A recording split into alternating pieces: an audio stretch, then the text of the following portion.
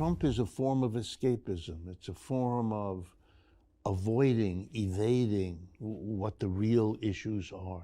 So is Biden. So are Kamala Harris. These are Punch and Judy shows. They're a place where you take children who might be frightened by all kinds of real issues in their lives and give them a time off. Give them something to focus on, these interesting characters who are beating each other with sticks. It's a way of calming a population that's getting increasingly nervous. Right below the surface is the nervousness, because it doesn't go away. The Punch and Judy show changes nothing once it's over.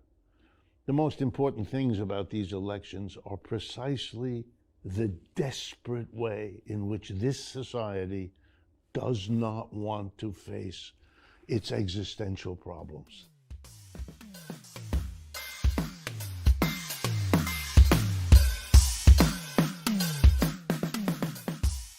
Some political theorists and economists and historians, based on my other conversations, I can tell are purely interested in untangling history.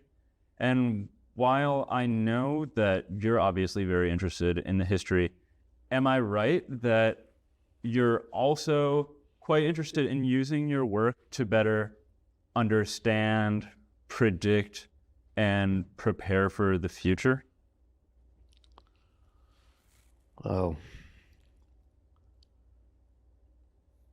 Marx is famous for something called the theses on Feuerbach, who was a philosopher that Marx grew up with and was critical of.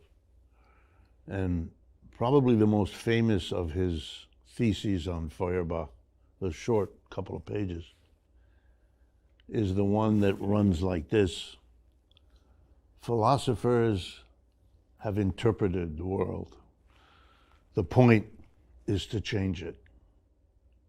And that would be, I would say, how I come at all of this. To untangle your question a little bit, beyond not understanding what the word predict really means, I certainly make no claim whatsoever to have that capacity, and I find the claims of others in that direction to be humorous, whether they intend it or not. I can't predict the future, nor can you, nor can anybody else. I'm interested in understanding the history because everything that's happening now is a product of that which happened before. It's a complicated product. These things are very multiple in their determinations. But when you try to unravel why things happen, you do understand them better. It gives you a more satisfying story about what is happening in the world you inhabit. And if you're of a certain mind, I am, that's very important, very satisfying to understand what's happening. I understand there are other folks who don't want to, consciously or unconsciously, who are frightened about what they may learn, who are worried about where it might point.